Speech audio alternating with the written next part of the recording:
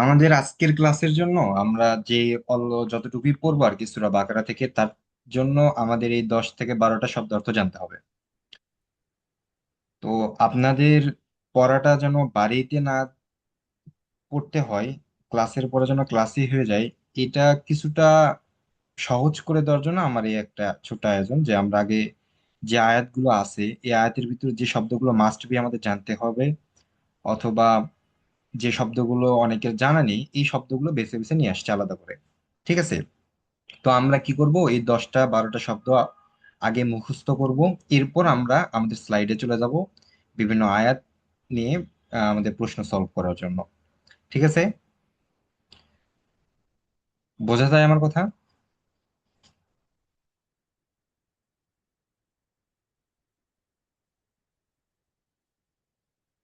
দেখেন, এখানে প্রথম শব্দের তো বলছে যে বারি উন, ঠিক আছে, অথবা বারি। এই বারি উন শব্দ অর্থ কি? সৃষ্টিকর্তা, অর্থাৎ আল্লাহ তাআলা।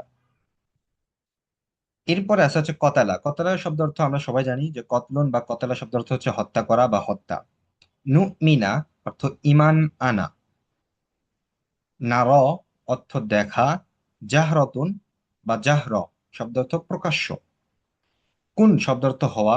শব্দটা আমরা স্বাভাবিকভাবে ইউজ করি যে কুন বা ফায়াকুন শব্দটা। কোন অর্থ? হওয়া।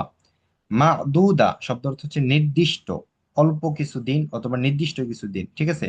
নির্দিষ্ট শব্দ। মাদুদা শব্দ অর্থ নির্দিষ্ট। গিলাফ অথবা গলফুন, যেটাই বলেন, এটা অর্থ হচ্ছে আবৃত। এরপর জাআলা অর্থ তৈরি করা। মাসাবা অর্থ মিলন কেন্দ্র। আর আরফা অর্থ চেনা বা জানা। এই মোট 10টা বা 12টা 11টা সম্ভবত 11টা শব্দ এখানে নিয়ে আসা হয়েছে। এই 11টা শব্দ আমাদের কি করতে হবে? মুখস্থ রাখতে হবে। ঠিক আছে? বুঝছেন মুজাহিদ, মাসুম? জি ভাইয়া। আচ্ছা, শব্দগুলো সহজ আছে না? জি, সহজ। আচ্ছা, মুজাহিদের জন্য প্রশ্ন, জাআলা শব্দের অর্থ কি? যা আলা শব্দ অর্থ তৈরি করা। আচ্ছা, মাশাআল্লাহ। মাসুমের জন্য প্রশ্ন হচ্ছে কোন শব্দের অর্থ কি?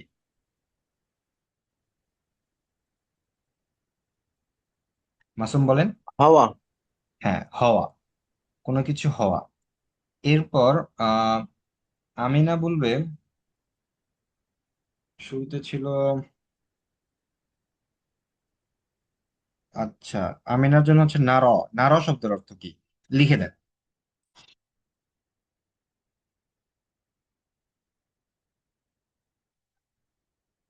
এই 11টা শব্দ অর্থ জানা থাকলে আচ্ছা, নার অর্থ দেখা যাক, মাশাআল্লাহ, পারছেন আপনারা। তো এই শব্দগুলো জানা থাকলে আমাদের আজকে স্লাইডের ভিতর যে আয়াতগুলো আছে এগুলো আমরা সহজে অর্থ করতে পারবো। আর আয়াতের অর্থ করতে পারা মানেই আমি প্রশ্নটা সলভ করতে পারবো ইনশাল্লাহ। আচ্ছা, স্লাইড কি দেখা যাচ্ছে? জি, স্লাইড দেখা যাচ্ছে। আচ্ছা, দেখা যাচ্ছে তাহলে। আমাদের লাস্ট ক্লাসে পড়া হয়েছিল সূরা বাকারা 40 নম্বর আয়াত পর্যন্ত অথবা 41 নম্বর আয়াত পর্যন্ত, অর্থাৎ আপনাদেরকে যে পিডিএফটা দেওয়া হয়েছে তার 11 নম্বর পেজ পর্যন্ত। আজকে আমরা আমাদের পিডিএফ এর 12 নম্বর পৃষ্ঠা থেকে পড়া শুরু করবো ইনশাল্লাহ।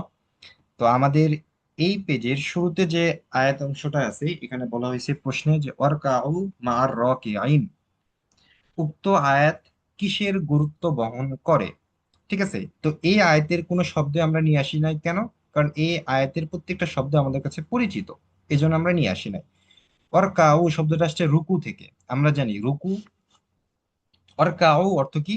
আর তোমরা রুকু করো মা'আর রাকিঈন, রুকুকারীদের সঙ্গে। ঠিক আছে?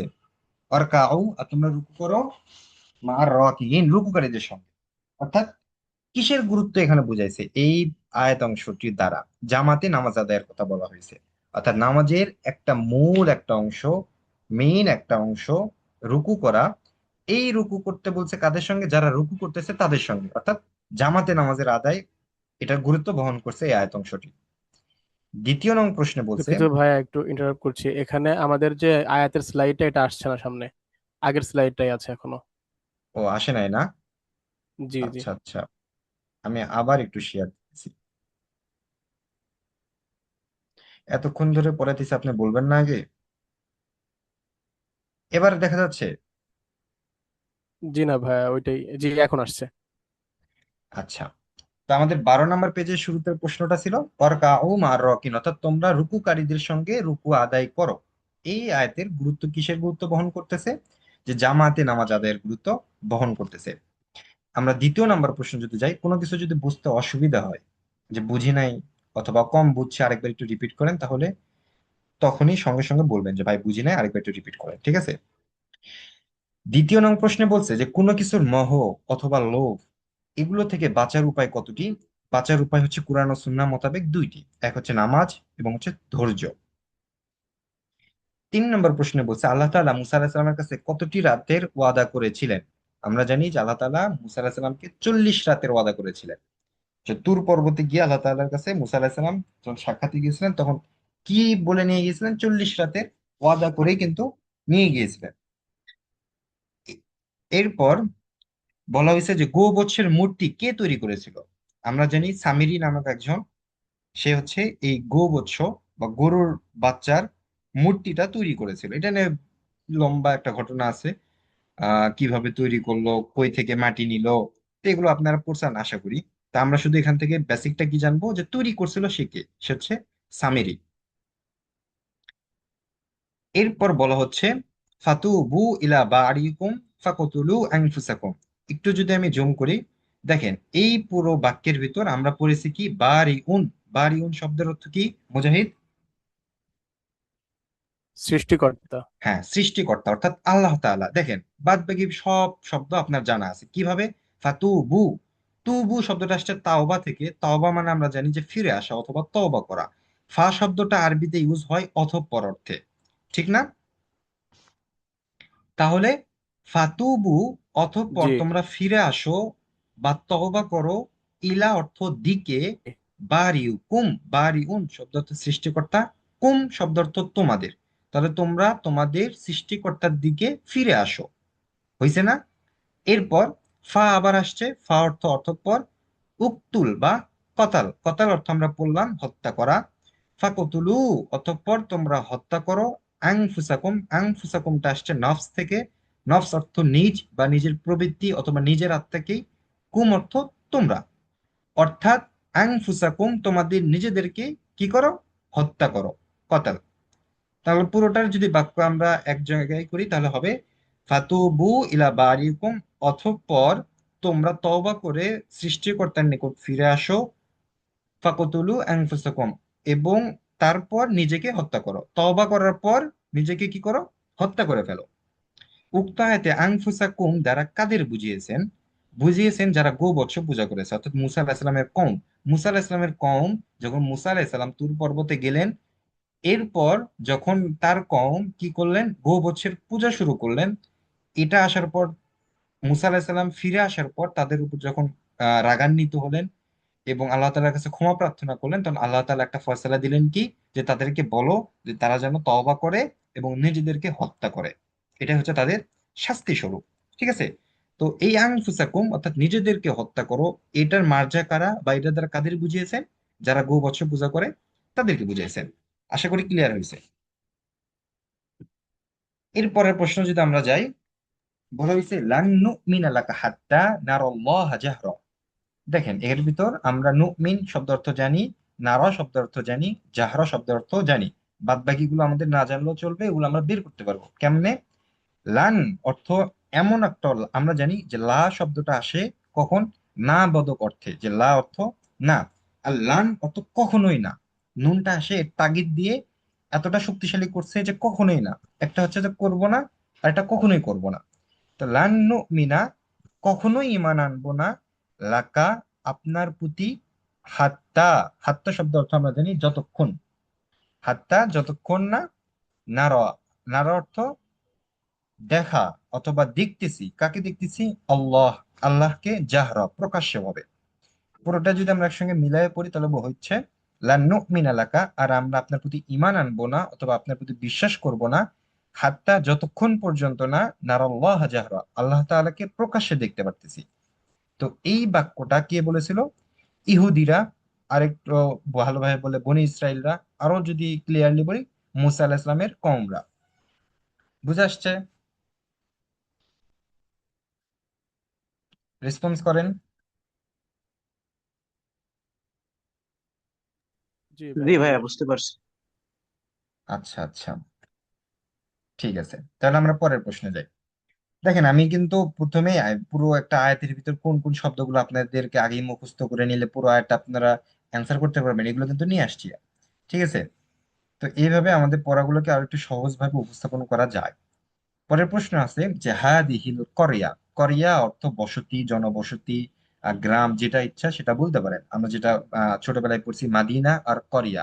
মাদিনা অর্থ শহর, আর করিয়া অর্থ গ্রাম বা জনবসতি। তো হাদিহিল করিয়া, এই জনবসতি বা এই গ্রাম বা এই বাসস্থান দ্বারা উদ্দেশ্য কি? কোরআনে উদ্দেশ্য করা হয়েছে বাইতুল মাকদিসকে বা মসজিদে আকসাকে। বনি ইসরায়েলরা কতটি গোত্রে বিভক্ত ছিল? বনি ইসরায়েলের বেশিরভাগ কাহিনী 12-র ভিতরেই সীমাবদ্ধ পাইছে, 12 এবং 70। ঠিক আছে? তো গোত্রে কতটি বিভক্ত ছিল? 12টি। আমরা জানি 12টি গোত্রের জন্য 12টি ঝর্ণা বের হয়েছিল। তো বেশিরভাগ কাহিনী 12-র ভিতরেই সীমাবদ্ধ থাকে। এরপর মুসা আলাহিসাল্লাম কতজন প্রতিনিধিকে নিয়ে তুর পাহাড়ে গিয়েছিলেন? 70 জন প্রতিনিধি নিয়ে তুর পাহাড়ে গিয়েছিলেন। মান্না ও সালোয়া কি? মান্না এক প্রকার মিষ্টি জাতীয় খাদ্য, আর সালোয়া এক প্রকারের পাখি। ব্যাখ্যা নিয়ে আসা হয়েছে 57 নম্বর আয়াত থেকে। ঠিক আছে? আসমানি খাবার মান্না ও সালোয়া। বনি ইসরায়েলরা মান্না ও সালোয়ার পরিবর্তে কি খাবার চেয়েছিল? তারা গম, মসুরি, কাকুর, পেঁয়াজ ইত্যাদি এগুলো খাবার চেয়েছিল আল্লাহ তাআলার কাছে, যে আমরা একই খাবার নিয়ে আর বিরক্ত হয়ে গেছি, আমাদের এগুলো আর খাবো না, আমাদের হচ্ছে যে চাষ করার পদ্ধতি জানায় দেন, অথবা চাষের যে খাবারগুলো হয় এগুলো আমাদেরকে দেন।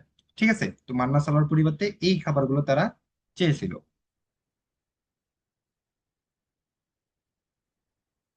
এরপর দেখেন, বনি ইসরায়েলরা হিত্ততুন, হিত্ত শব্দ অর্থ হচ্ছে ক্ষমা চাওয়া, এর পরিবর্তে কি বলেছিল? তারা বলেছিল হিন্ত, অর্থাৎ গম চাই। তারা যে ভুলটা করেছিল, এটার প্রেক্ষিতে আল্লাহ তাআলা তাদেরকে আরেকবার সুযোগ দিলেন, দিয়ে বললেন যে একটা শহরে প্রবেশ করার সময় তারা যেন মাথা নিচু করে প্রবেশ করে, এবং তারা যেন হিত্ত, এই শব্দটি অর্থাৎ ক্ষমা চাই, এই শব্দটা মুখে বলে। কিন্তু তারা ওই সময়ও নাফরমানি করলো, হিত্ত এর পরিবর্তে বিকৃত করে বললো হচ্ছে হিন্ত, অর্থাৎ ক্ষমা চাই না বলে বললো গম চাই। সাবি বলতে কি বোঝো? প্রত্যেক ধর্ম থেকে ভালো মনে করে কিছু কিছু বিষয় মেনে চলে, তাদের সাবি বলে। যেমন ইব্রাহিম আলাহিসাল্লামকে মানে, আবার ফেরেশতাদেরও পূজা করে, আসমানি কিতাব জাবুর পরে আবার কিবলার দিকে ফিরে নামাজ পড়ে। আর একটু যদি ক্লিয়ারলি বলি, তাহলে যে মনে করেন যে এমন কিছু লোক থাকে যারা ভাবে যে ইব্রাহিম আলাহিসাল্লামের ধর্মে এই জিনিসটা ভালো, যে কুরবানি করাটা ভালো, তাহলে আমি কুরবানি করব। আবার মুসা আলাহিসাল্লামের সময় 2 রাকাত নামাজ পড়া ছিল, তাহলে আমি 2 রাকাত নামাজ পড়বো। এরকম আবার মুহাম্মদ সাল্লাহ সাল্লামের ধর্মে বা তার কিতাবে কোরআনে এই জিনিসটা ভালো, মানে এরকম অগোছালো ভাবে বিভিন্ন নবী থেকে ভালো ভালো যেটা নিজের কাছে ভালো মনে হয় এই জিনিসগুলো ফলো করে। ঠিক আছে? এদেরকে কি বলবে? সাবি। পরের প্রশ্ন, ইয়া মুসাদ। ইয়া মুসাদ কোন নবীর সাথে সম্পর্কিত? হযরত দাউদ আলাইহিস সালামের সাথে সম্পর্কিত, অর্থাৎ শনিবারের যে ঘটনা। আচ্ছা, 12 নম্বর পেজে কারো কোনো সমস্যা আছে? আমি কি আবার কোনো প্রশ্ন রিপিট করব, না হলে আমরা চোখ পরের প্রশ্ন, পরের পৃষ্ঠাতে চলে যাবো। জি না ভাইয়া, সমস্যা নাই, সামনে আগাতে পারি। আচ্ছা,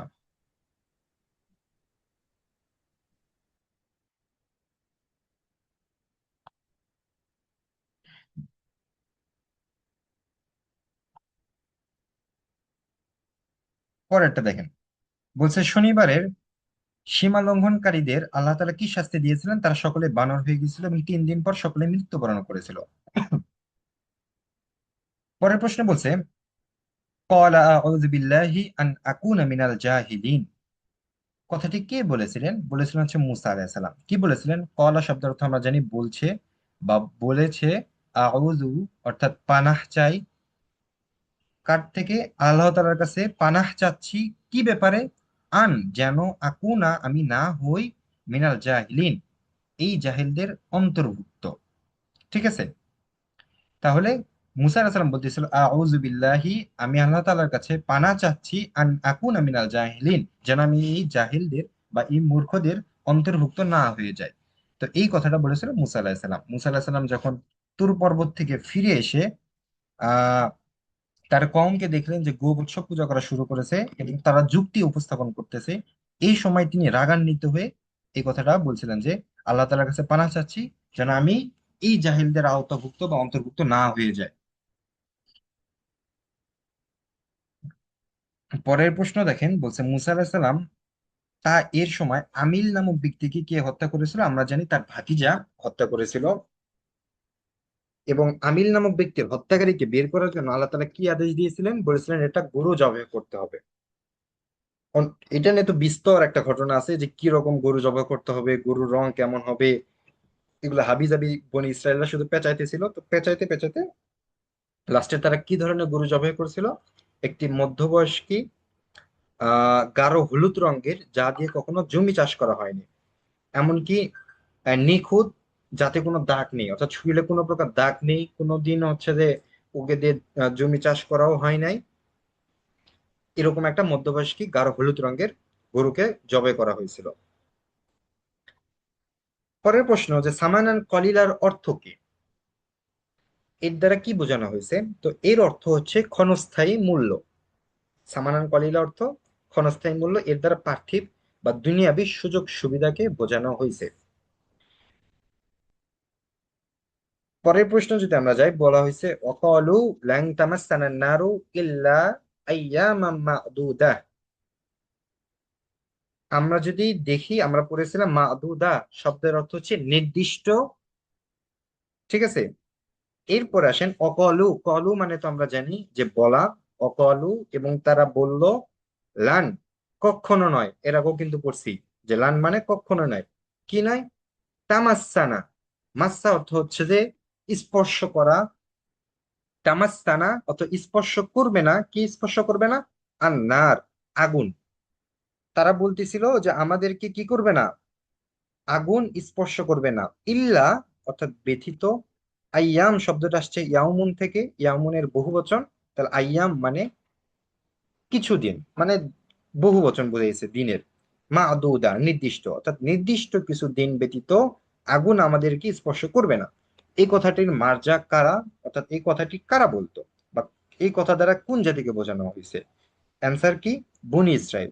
বনি ইসরায়েলদেরকে যখন জাহান্নামের ভয় দেখানো হতো, তখন তারা বলতো কি, যে আল্লাহ তাআলা আমাদেরকে ভালোবাসেন, আমাদেরকে কখনো জাহান্নামে নিবেন না, যদিও বা নেয় অল্প কিছুদিন আমাদেরকে জাহান্নামে রাখবেন, এরপর আমাদেরকে জাহান্নাম থেকে বের করে দিবেন। এই প্রেক্ষিতে এই কথাটা নিয়ে আসা হয়েছে, যে তারা বলতো অকালু ল্যাং তামাসানান নারু ইল্লা আইয়ামাম মা'দুদা। বুঝছেন? পরের প্রশ্ন দেখেন, বলছে মদিনার ইহুদি গোত্র বনু কুরাইজা কাদের সঙ্গে মিত্রতা করেছিল? আহ মিত্রতা করেছিল হচ্ছে আউস গোত্রের সঙ্গে। ঠিক আছে? আমরা জানি যে মদিনাতে তিনটা ইহুদি গোত্র ছিল, তার ভিতর বনু কুরাইজা একটি। তো এরা মিত্রতা করেছিল হচ্ছে আউস গোত্রের সঙ্গে। আউস এবং খাজরাজ দুটি গোত্র ছিল। দুটি গোত্রের ভিতর আউস গোত্রের সঙ্গে মিত্রতা করেছিল হচ্ছে বনু কুরাইজারা। আপনারা কি আছেন না চলে গেছেন? আর একজনে অ্যাড হন নাই, জি শুধু ভাইয়া। তিনজনই আছেন না? আচ্ছা মাসুম, আছি ক্লাস কি ভাইয়া। বোঝা যায়? জি ভাইয়া, বোঝা যায়। আচ্ছা, না বুঝতে পারলে বললেন, ঠিক আছে? আমি একা একাই বলে চলে যাচ্ছি। পরে যদি বলেন যে ভাই ক্লাস নিছে কিন্তু কিছুই বুঝি নাই, তাহলে আবার ঝামেলা হয়ে যাবে। পরের প্রশ্ন দেখেন, বলছে ঈসা আলাইহিস সালামের মুজিজাগুলো কি কি? আমরা জানি কোথাও চারটা কোথাও পাঁচটা ঈসা আলাইহিস সালামের মুজিজা বর্ণিত হয়েছে। বলা হয়েছে মৃত ব্যক্তিকে জীবিত করা এক ধরনের মুজিজা, জন্মান্ধ ও কুষ্ঠ রোগীদের আরোগ্য লাভ করা, গায়েবের খবর বলে দেওয়া। এগুলো 87 নম্বর আয়াত অনুযায়ী এই কয়টা মুজিজা আমরা পাইছি। কোন কোন বর্ণনা মতে পাঁচটা মুজিজাও পাবেন। সেখানে হচ্ছে জন্মান্ধকে আলাদাভাবে ইন্ডিকেট করছে, কুষ্ঠ রোগীদের আলাদাভাবে ফাইন্ড আউট করছে। ঠিক আছে? রুহুল কুদুস বলা হয় কাকে? জিব্রাইল আলাইহিস সালামকে রুহুল কুদুস বলা হয়। অকালু কুলুবুনা গুলফ, আমরা পড়েছিলাম গুলফ বা গিলাফ, এই কথাটির অর্থ হচ্ছে আবৃত। তো এই কথাটি কারা বলতো? বলতো হচ্ছে ইহুদিরা। পুরো বাক্যের অর্থ কি? অকলু, এবং তারা বলে কুলুব, কল্ব থেকে আসছে, কুলুবুনা, আমাদের হৃদয় বা আমাদের কল্ব, গুলফুন, আবৃত। ঠিক আছে, ইহুদিরা এই কথাটা বলতো যে আমাদের হৃদয় আবৃত করে রাখা হয়েছে। নিজ জীবনের প্রতি সকল মানুষ থেকেও বেশি লোভ কাদের? অর্থাৎ কখনোই মরতে চায় না, মরার কথা শুনলেই তার যাদের হাত পা কাঁপতে শুরু করে, ঠিক আছে, এরা হচ্ছে ইহুদিরা। সব থেকে নিজের জীবনের প্রতি এদের লোভ বেশি। কারা নিজেদের নিজেদের আয়ু 1000 বছর কামনা করে? এই তো ইহুদিরাই। তো নিজেদের আয়ু 1000 বছর কামনা করে, মানে মরতে চায় না আর কি। জিবরাইল আলাইহিস সালামকে শত্রু মনে করতো কারা? ইহুদিরা। প্রাচীনকালে কোন শহরে জাদুবিদ্যার প্রচলন ছিল? বাবেল শহরে। ঠিক আছে, আমাদের 13 নম্বর পৃষ্ঠাতে কারো কোনো প্রশ্ন আছে কি, নাকি আমরা 14 নম্বর পেজে চলে যাব? কোনোটা রিপিট করতে হবে এমন কোনো প্রশ্ন? জি না, না সামনে ভাইয়া। আগাতে পারি। আচ্ছা ঠিক আছে, আলহামদুলিল্লাহ, আমরা 14 নম্বর পেজে যাচ্ছি। বাবেল শহরে যে দুইজন ফেরেশতা জাদুবিদ্যা শিখাতেন তাদের নাম হচ্ছে হারুত ও মারুত আলাইসালাম। শেখানোর পূর্বে তারা বলতেন এগুলো দিয়ে যেন কোনো রকম ক্ষতি সাধন হয় এমন কোনো কাজ না করা হয়। ঠিক আছে, তো এই দুইজন ফেরেশতা জাদুবিদ্যা শিখিয়েছিলেন তাদেরকে। আল্লাহ তাআলা ইমানদারদের রাইনা এর পরিবর্তে কোন শব্দটি বলতে আদেশ করলেন? উনজুরনা। রাইনা শব্দ অর্থ দেখা, উনজুরনা অর্থ দেখা, কিন্তু রাইনা শব্দটা ইহুদিরা একটু বিকৃত করে বলতেন, রাখাল, চালক, এরকম শব্দ ইউজ করতেন। ঠিক আছে, তা ইহুদিদের আহ ভাষ্য মতে অথবা মদিনায় এই শব্দটা ইউজ করা হতো যারা রাখাল, আহ তাদেরকে। তো যখন রাসূলুল্লাহ সাল্লাম কোনো একটা আদেশ করতেন অথবা কোনো কিছু বলতেন, তো সাহাবীরা রাইনা বলতেন। তো তখন ইহুদিরা কি করতো? এই রাইনা শব্দটা একটু মুখ বাঁকা করে বলতেন, মানে রাসূলুল্লাহ সাল্লামকে আহ একটু বিকৃত করে এই কথাটা বলতেন ইহুদিরা এবং হচ্ছে যে মুনাফিকরা। তো সেই প্রেক্ষিতে আল্লাহ তাআলা ইমানদারদের কি বললেন? যে তোমরা রাইনা শব্দটা ইউজ করবে না। ঠিক আছে, কোনো সুযোগই দেওয়া হবে না রাসূলুল্লাহ সাল্লামকে অপমান করার। তোমরা বলবে হচ্ছে উংজরু না। সবচেয়ে বড় জালিমকে? যে আল্লাহর মসজিদ সমূহে তার নাম নিতে বাধা প্রদান করে, অর্থাৎ সত্য প্রকাশে যারা বাধা দান করে, বা মসজিদে আল্লাহ তাআলার হুকুম বাস্তবায়ন, আল্লাহ তাআলার কোরআনের কথা বলা, এগুলো বিভিন্ন বিষয়ে যারা বাধা প্রদান করে, তারাই হচ্ছে সব থেকে বড় জালেম। পরবর্তী প্রশ্নে বলা হয়েছে ওয়াইদ জাআলনাল বাইতা মাসাবাতাল লিন্নাসি ওয়া আমনা। পুরো বাক্যে আমরা দুইটা শব্দ পড়ছি, একটা হচ্ছে জাআলা অর্থ তৈরি করা, আর একটা হচ্ছে মাসাবা। মাসাবা অর্থ মিলন কেন্দ্র। ঠিক আছে, এখন যদি আমরা পুরোটাই পড়ি, ওয়া অর্থ এবং, ঈদ অর্থ যখন, জাআলনা আমরা তৈরি করেছি, আল বাইত, বাইত শব্দ অর্থ ঘর বা বাড়ি, মাসাবা মিলন কেন্দ্র হিসেবে, লিন্নাস মানুষদের জন্য। নাস অর্থ মানুষ, সামনে লামজের লি আসার কারণে জন্য অর্থ আসছে। তো লিন্নাস মানুষদের জন্য। ওয়াম না, এখানে সম্ভবত ওয়াওটা হিডেন আছে, ঠিক আছে, মানে ওঠে নাই আর কি, টাইপে ওঠে নাই। ওয়াম না এবং নিরাপদ শহর হিসেবে। তাহলে পুরোটার অর্থ কি আসলো? আর যখন আমরা তৈরি করেছি এই বাড়িকে মানুষদের জন্য কি হিসেবে? মানুষদের মিলন কেন্দ্র এবং নিরাপত্তা হিসেবে বা নিরাপদ শহর হিসেবে তৈরি করেছি। তো এই বাইত দ্বারা উদ্দেশ্য কি? কোন শহরকে আল্লাহ তাআলা হচ্ছে নিরাপদ করেছেন, অথবা কোন ঘরকে আল্লাহ তাআলা হচ্ছে যে মানুষের মিলন কেন্দ্র করেছেন? আমরা জানি এটা হচ্ছে কাবা ঘর। মাকামে ইব্রাহিম কি? এটা একটা জান্নাতি পাথর। ইব্রাহিম আলাইহিস সালাম যার দ্বারা কি করছেন? কাবা ঘর মেরামত করছিলেন। আমরা ঘটনায় জানি যে যখন কাবা ঘর নির্দিষ্ট একটা পরিমাণ পর্যন্ত, অর্থাৎ ইব্রাহিম আলাইহিস সালামের যে পর্যন্ত হাতের নাগাল থাকে এই পর্যন্ত যখন বানানো হইলো, তারপরে তো আর উপরে ওঠার মতন কোনো যন্ত্র নাই যে উঠে তার উপর ইট গাঁথবে বা মাটি দিবে। তো সেই সময় আল্লাহ তাআলার কাছে দোয়া করলেন, তখন এই মাকামে ইব্রাহিম যখন আল্লাহ তাআলা দিলেন, এটার উপর উঠে যখন তিনি মনে করতেন যখন উপরে উঠতে হবে, তখন পাথরটা একা একাই উপরের দিকে উঠতো। কাইন্ড অফ লিফট আমরা বলতে পারি, এরকম কাজ করছে মাকামে ইব্রাহিম। ঠিক আছে, এরপর কাবা ঘর মেরামতের সময় ইব্রাহিম আলাইহিস সালামের সাথে তার কোন ছেলে ছিলেন? ইসমাইল আলাইহিস সালাম ছিলেন। পরের প্রশ্ন, রব্বানা তাকাব্বাল মিন্না ইন্নাকা আনতাস সামিউল আলিম। দোয়াটি বেশ পরিচিত এবং আমাদের মুখস্থ। দোয়াটি কে করেছিলেন? ইব্রাহিম আলাইহিস সালাম ও ইসমাইল আলাইহিস সালাম দোয়াটি করেছিলেন। দোয়ার অর্থটা কি? রব্বানা হে আমাদের প্রতিপালক, তাকব্বাল, আপনি কবুল করুন, মিন্না, আমাদের থেকে।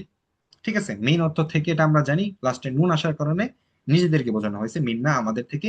ইন্নাকা, নিশ্চয় আপনি। প্রশ্ন যদি কখনো করে ইন্নাকা এর কা এর মার্জাকে, তাহলে অ্যান্সার দিবে কে? মাসুম বিল্লাহ। বলেন, কা এর মার্জাকে রাসূল সাল্লাল্লাহু আলাইহি সাল্লাম, আল্লাহ তাআলা, ইসমাইল আলাইহিস সালাম, না ইব্রাহিম আলাইহিস সালাম?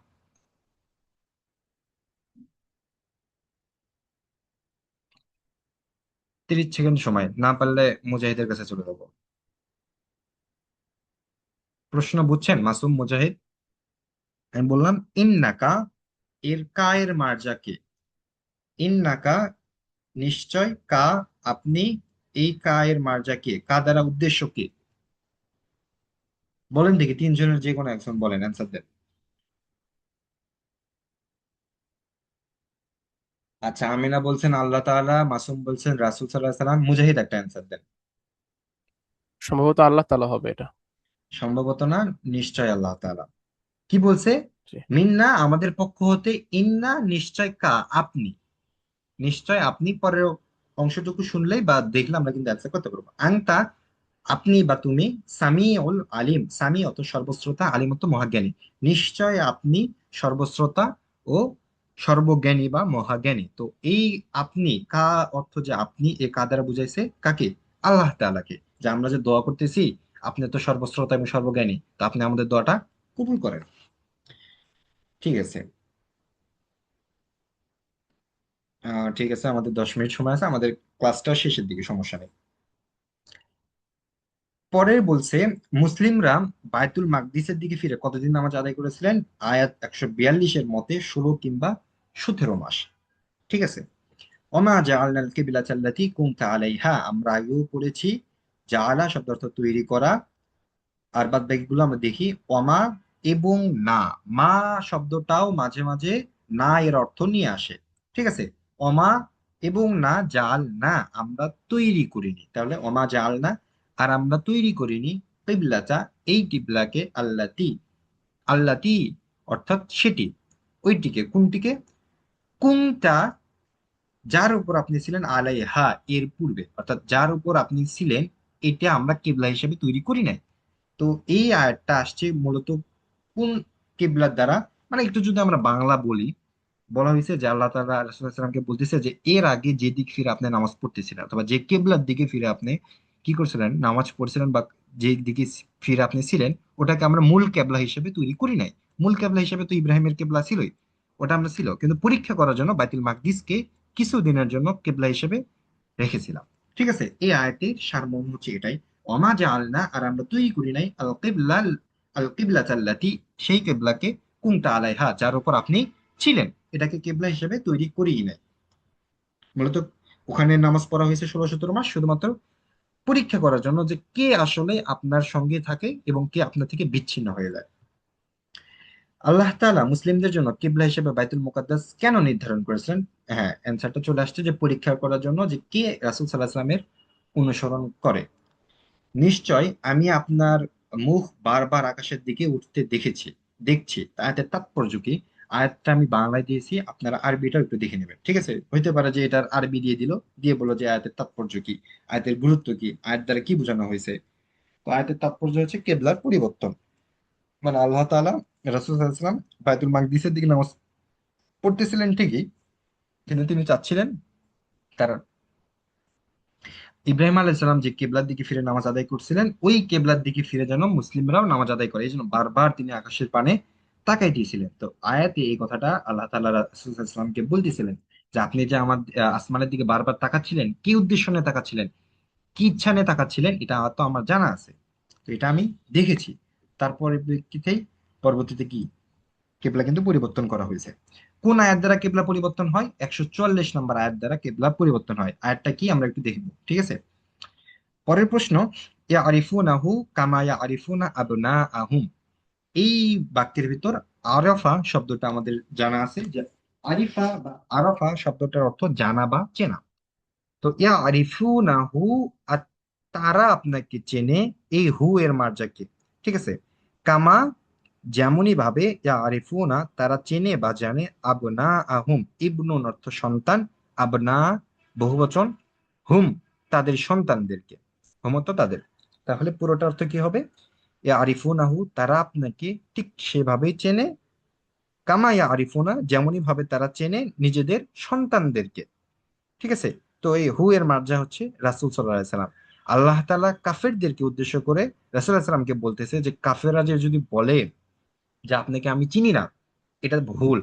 কারণ কারণ তারা নিজেদের সন্তানদেরকে যেভাবে যতটা ভালোভাবে চেনে, কারণ আমরা জানি আমাদেরকে আমাদের পিতামাতা সব থেকে ভালোভাবে চেনে, ঠিক না? তো নিজেদের সন্তানদেরকে যতটা ভালোভাবে চেনে, তদ্রূপ আপনাকেও তারা অতটাই ভালোভাবে চেনে বা জানে, কারণ পূর্ববর্তী কিতাবগুলোতে আপনার কথা খুব স্পষ্ট আকারে বলা হয়েছে যে আপনার অবয়ব কেমন হবে, আপনার নাম কেমন হবে, আপনার কোন শহরে আসবেন, আপনার ধর্মটা কি হবে, সবকিছু একদম ক্লিয়ারলি বলা হয়েছে। তো এরপরও কেউ যদি দাবি করে যে আপনাকে চেনে না, তাহলে সে মিথ্যা কথা বলতেছে। তো এটা বোঝানোর জন্য একটু আমাদেরকে উপমা দিলেন কি, যে তাদের নিজেদের সন্তানদেরকে যতটা ভালোভাবে চেনে, ঠিক তেমনি ভাবেই আপনাকেও চেনে। তো হুয়ের মার্জাকে রাসূল সাল্লাল্লাহু আলাইহি সাল্লাম। আল্লাহ তাআলা কয়টি বিষয়ের মাধ্যমে সাহায্য চাইতে বলছেন? দুইটা বিষয়ের মাধ্যমে। একটা হচ্ছে ধৈর্য এবং হচ্ছে নামাজ। আমরা একটা জানি কি, ওয়াস্তাইনু বিসসবরি ওয়াসসালাহ। আল্লাহ তাআলা কাদের মৃত বলতে নিষেধ করেছেন? যারা আল্লাহর রাস্তায় নিহত হয়, অর্থাৎ যারা শহীদ, তাদেরকে মৃত বলতে নিষেধ করেছেন। আল্লাহ তাআলা আমাদের কয়টি বিষয় পরীক্ষা করবেন? পরীক্ষা করবেন হচ্ছে পাঁচটা বিষয়। কি কি বিষয়? ভয়, ক্ষুধা, জানমালের নিরাপত্তা, এরকম আরো কয়েকটা আছে। তো পাঁচটা বিষয় কি কি, এটা 155 নম্বর আয়াতের তাফসীর থেকে আমরা কি করব, দেখে নিব। এই তো কিছু কিছু প্রশ্নের মাঝখানে এরকম আয়াত তুলে দেওয়া হয়েছে, কিন্তু অ্যান্সারটা পুরোপুরি দেওয়া হয়নি। এটার কারণটা কি জানেন? কারণটা হচ্ছে আপনাদেরকে আমি খাটাই নিতে চাই, যে আমি শুধু একাই খাটবো তা তো হবে না। কি করতে হবে? কোরআন খুলতে হবে, তাফসির বের করতে হবে, পড়তে হবে। শুধু আমার পিডিএফ পড়লেই যে কোরআনে 15-তে 15 পাওয়া যাবেন এমনটা আশা করা বোকামি। এই জন্যই কিছু নিয়ে আসা হয়, কিছু নিয়ে আসা হয় না, চালাকি করে আপনাদেরকে কোরআনের দিকে ফিরিয়ে দেওয়া হয়। বুঝে আসছে? আমাদের পড়া খুবই কম, মাত্র 3 পৃষ্ঠা পড়া। আশা করি পড়াগুলো এখানে হয়েছে। এমন কোনো কঠিন প্রশ্ন ছিল না যেটা হচ্ছে আপনাকে বাড়িতে গিয়ে আরো 3-4 বার পড়তে হবে। তো ভাই একটা প্রশ্ন ছিল। হ্যাঁ মুজাহিদ সেটা বলো। হলো 14 পৃষ্ঠার শুরুর দিকে একটা আমরা পড়েছি সবচেয়ে বড় জালেম কে। তো কোরআনের মধ্যে যেমন আমরা আয়াতে পেয়েছি ইন্না শিরকা লাযুলমুন আযীম, যে শিরিক করে সেটা হচ্ছে, শিরিক হচ্ছে সবচেয়ে বড় আহ, জুলুম আর কি। তো এখানে প্রশ্ন থাকে যে যে সবচেয়ে বড় জুলুম করে সে কি সবচেয়ে বড় জালেম হয় কিনা। আর এখানে আয়াত সংখ্যা দিয়ে বলা হচ্ছে, সরাসরি আয়াতেই আছে যে মসজিদে বা ইবাদতের জায়গায় যে কিনা ইবাদত করতে বাধা দেয় সে হচ্ছে সবচেয়ে বড় জালেম। এটা হ্যাঁ, দুইটাকে সাংঘর্ষিক কিনা এটা একটু না জানার না না, দরকার ছিল ভাই। সাংঘর্ষিক না, এটা হচ্ছে শব্দগত কিছুটা পার্থক্য আছে। ঠিক আছে। জি জি। একটাকে বলা হয়েছে বস্তুবাচক হিসেবে দেখানো হয়েছে, আর এটা হচ্ছে ব্যক্তিবাচক হিসেবে দেখানো হয়েছে। যে কোন কাজটা সব থেকে বড় জুলুমের কাজ, মানে ওটা হচ্ছে আপনি জি নিজে নিজের প্রতি জুলুম করলেন। যে কি নিজে সব থেকে বড় জুলুমটা কি? যে শিরক করা। ঠিক আছে। জি। কিন্তু এটা বস্তুবাচক হিসেবে দেখানো হয়েছে, যে বস্তুবাচক হিসেবে সব থেকে বড় জুলুমটা হচ্ছে শিরক। আর জালেম শিরক। ব্যক্তি হিসেবে, জালেমটা হচ্ছে যে বাধা প্রদান করে। শব্দগত জি, কিছুটা ধন্যবাদ। পার্থক্য আছে, দুটা সাংঘর্ষিক না ভাই। জি। জি ভাইয়া, বুঝতে পেরেছি। ঠিক আছে। তাহলে আপনাদের পড়া থাকলো কি, আপনাদেরকে টেলিগ্রামে যে পিডিএফটা দেওয়া হয়েছে, এটার 12 নম্বর পৃষ্ঠা থেকে 14 নম্বর পৃষ্ঠা পর্যন্ত, যদি তাফসির অবশ্যই পড়বেন, তাফসির পড়তে চান, তাহলে সূরা বাকারার 41 নম্বর আয়াত থেকে 155 নম্বর আয়াত পর্যন্ত আপনাদের পড়া। ঠিক আছে, বুঝতে পারছেন পড়া? জি আচ্ছা। যে আয়াতগুলো পিডিএফ এ নিয়ে আসা হয়েছে, এগুলো অবশ্যই গুরুত্বপূর্ণ বলেই নিয়ে আসা হয়েছে, তো এই আয়াতগুলো তো মাস্ট বি মাথায় থাকতে হবে। পাশাপাশি আরো ভালো করতে চাইলে এজন্য তাফসির, সংক্ষিপ্ত তাফসির একবার পড়ে নেওয়া ভালো। আহ কারণ কোনো হইতে পারে যে এমন কোনো এই আয়াতের আশেপাশে আরো কোনো কিছু ছিল যেগুলো আমাদের চোখে পড়ে নাই, আহ সেগুলো স্যারদের চোখে পড়ছে, ওগুলো থেকে দিয়ে দিছে। এই জন্য বেটার অপশন হচ্ছে পুরো কোরআন নিজের দখলে থাকা, মানে এমন দখলে থাকা যে হালকা একটু টাচ পাইলে আমি আনসার করতে পারবো। তো আয়াতগুলো দেখে যেহেতু আপনারা বুঝতে পারতেছেন যে অল্প কিছু ওয়ার্ড জানা থাকলে আপনি পুরো অ্যান্সারটা করতে পারতেছেন। তো বুদ্ধিমানের কাজ হবে এগুলো হচ্ছে যে একটু ভালোভাবে আয়ত্তে রাখা। তো আমরা আজকের মতো এখানে শেষ করতে যাচ্ছি, যদি আপনাদের আর কোনো প্রশ্ন না থাকে। আগামী দিন যেদিন আমাদের ক্লাস হবে ওই দিন আমি এগুলো থেকে আগে প্রশ্ন করব, এই 3 পেজ থেকে প্রশ্ন হবে। এরপর আমরা বাকি পরবর্তী ক্লাসে চলে যাবো ইনশাল্লাহ। আপনাদের আর কোনো প্রশ্ন আছে? তাহলে আমরা ক্লাসটা শেষ করি। জি না, প্রশ্ন নাই। আচ্ছা, ঠিক আছে। আমরা ক্লাসটা শেষ করতেছি। আসসালামু আলাইকুম রহমতুল্লাহ। ওয়ালাইকুম আসসালাম।